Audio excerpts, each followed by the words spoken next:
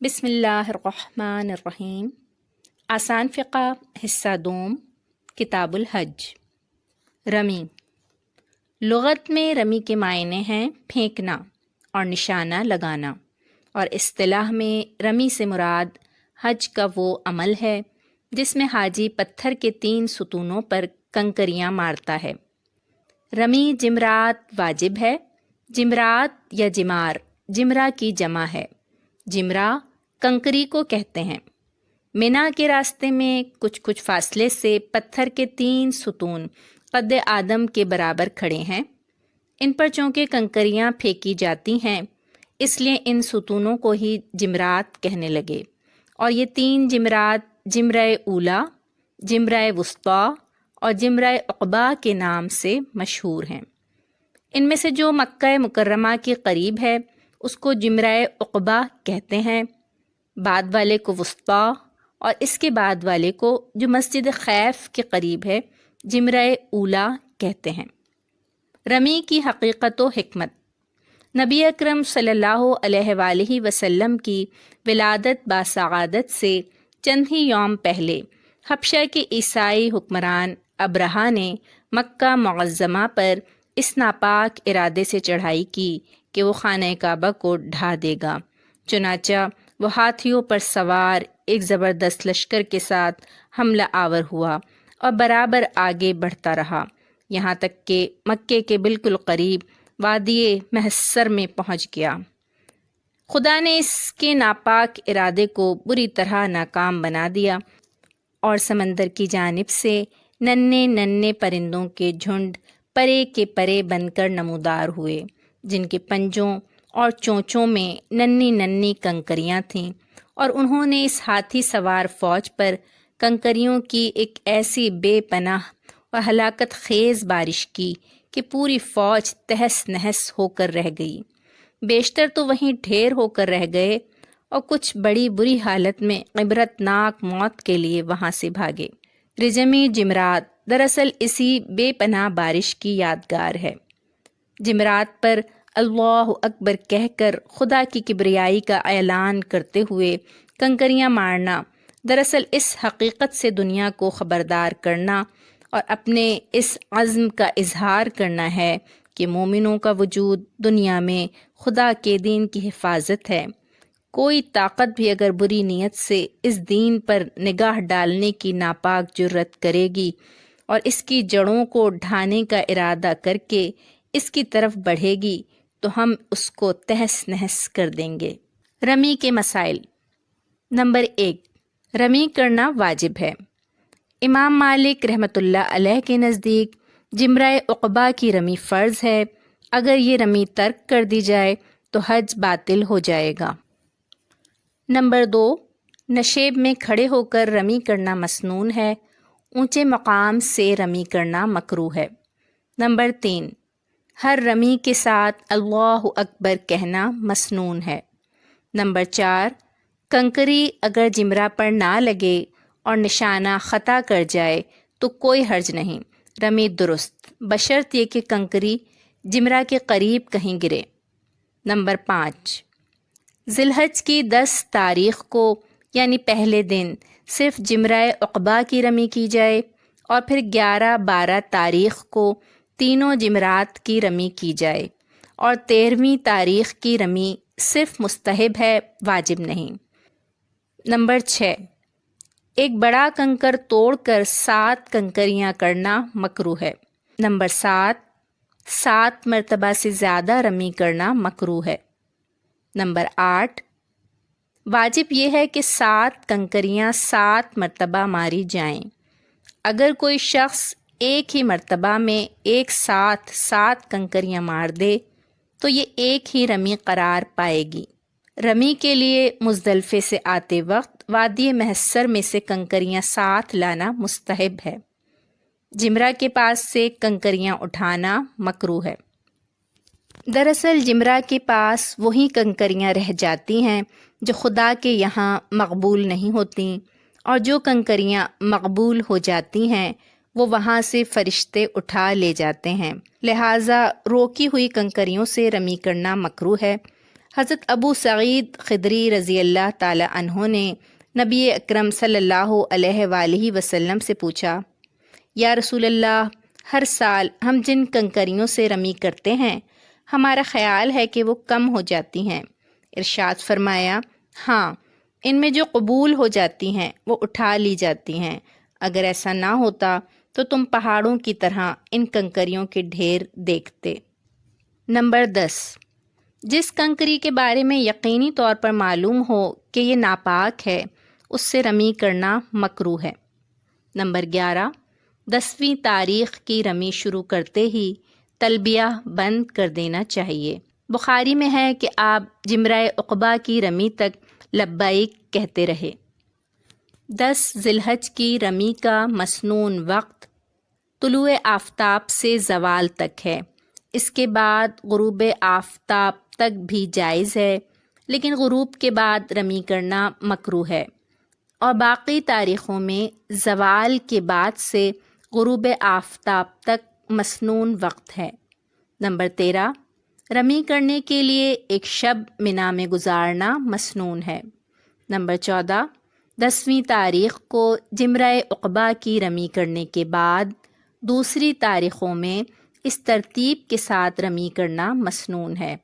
پہلے جمرہ اولیٰ کی رمی کی جائے جو مسجد خیف کے قریب ہے، پھر جمرہ وسطیٰ کی، پھر جمرہ عقبہ کی۔ نمبر 15، جمرہ اولیٰ اور جمرہ وسطیٰ کی رمی پا پیادہ کرنا افضل ہے، اور جمرہ عقبہ کی رمی سوار ہو کر کرنا افضل ہے۔ نمبر 16، جمرہ اولیٰ اور جمرہ وسطیٰ کی رمی کے بعد اتنی دیر جس میں سورہ فاتحہ کی تلاوت کی جا سکے کھڑا رہنا، اور تحمید و تہلیل اور تکبیر اور درود شریف وغیرہ پڑھنے میں مشغول رہنا اور ہاتھ اٹھا کر دعا مانگنا مسنون ہے۔ نمبر 17، رمی سے فارغ ہونے کے بعد مکہ مکرمہ آتے وقت کچھ دیر کے لیے محصب میں قیام کرنا مسنون ہے۔ نمبر 18، منا اور مکے کے درمیان ایک میدان تھا، اس کو محصب کہتے تھے، اب وہ آباد ہو گیا ہے اور آج کل اس کو معاہدہ کہتے ہیں۔ حجۃ الوداع میں نبی اکرم صلی اللہ علیہ وآلہ وسلم نے یہاں قیام فرمایا تھا۔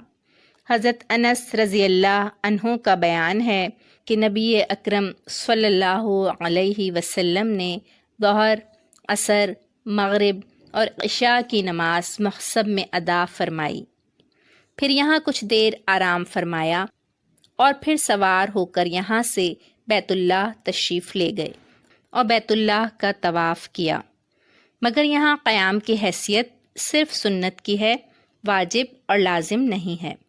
اگر کوئی قیام نہ کرے تو کوئی مضائقہ نہیں۔ نمبر 19، رمی ان تمام چیزوں سے کی جا سکتی ہے جن سے تیمم کرنا جائز ہے، اینٹ، پتھر، ٹھیکری، سنگریزہ، مٹی کا ڈھیلا، مٹی وغیرہ۔ لکڑی اور مشک و عنبر یا جواہرات سے رمی کرنا جائز نہیں۔ رمی کا طریقہ اور دعا۔ جمرہ عقبہ کی پہلی رمی شروع کرنے سے پہلے ہی تلبیہ ترک کر دینا چاہیے اور پھر رمی شروع کی جائے۔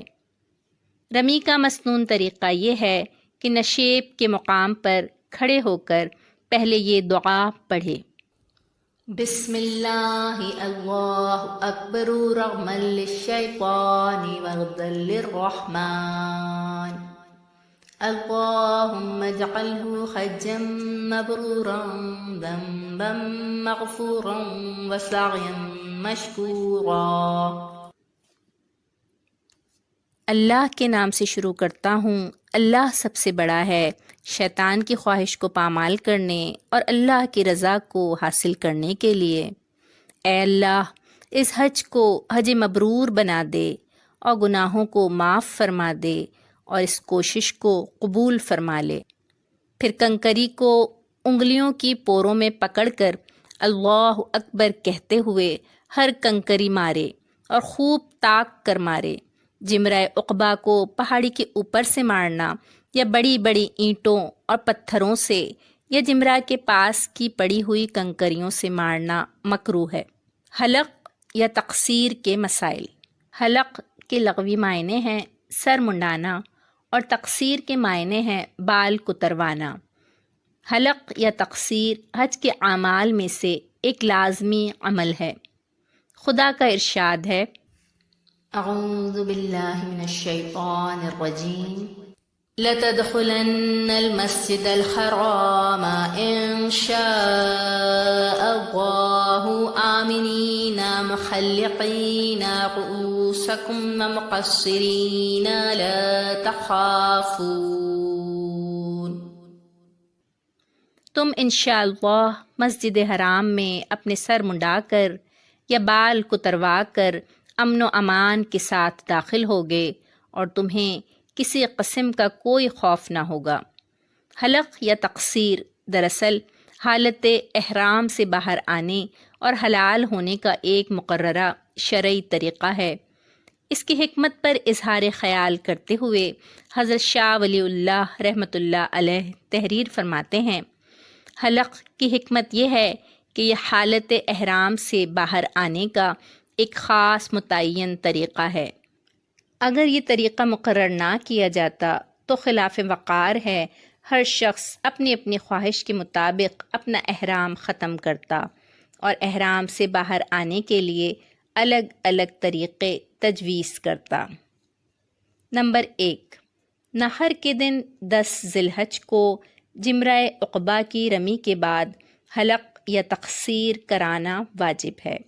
نمبر 2، مردوں کے لیے حلق اور تقصیر دونوں ہی جائز ہیں، لیکن حلق کی فضیلت بہت زیادہ ہے، اس لیے کہ نبی اکرم صلی اللہ علیہ وسلم نے حلق کرنے والوں کے لیے 2 بار مغفرت کی دعا فرمائی اور تقصیر کرنے والوں کے لیے 1 بار مغفرت کی دعا فرمائی۔ نمبر 3، خواتین کو تقصیر ہی کرانا چاہیے، ان کے لیے حلق جائز نہیں۔ حضرت علی رضی اللہ عنہ کا ارشاد ہے کہ نبی صلی اللہ علیہ وآلہ وسلم نے عورت کو سر منڈانے سے منع فرمایا ہے۔ نمبر 4، تقصیر میں مرد پورے سر کے بال 1 انگل کتروا دے تو جائز ہے، اور یہ بھی جائز ہے کہ 1/4 سر کے بالوں میں سے کچھ حصہ کتروا دے، اور خواتین کے لیے یہ کافی ہے کہ وہ اپنے چند بال چوٹی میں سے کتروا لیں۔ نمبر 5، کسی کے سر پر بال بالکل اگے ہی نہ ہوں یعنی گنجا ہو تو اس کے لیے صرف اس طرح سر پر پھیرنا کافی ہے۔ کسی بال صفا دوا کے ذریعے کوئی اپنے بال صاف کر لے تو یہ بھی جائز ہے۔ حلق یا تقصیر کا عمل کر لینے کے بعد آدمی حالت احرام سے باہر آ جاتا ہے اور وہ سارے کام اس کے لیے حلال ہو جاتے ہیں جو احرام باندھنے کے بعد حرام ہو گئے تھے۔ البتہ بیوی سے خاص تعلق ابھی جائز نہیں ہے، یہ تعلق طواف زیارت کر لینے کے بعد جائز ہوتا ہے۔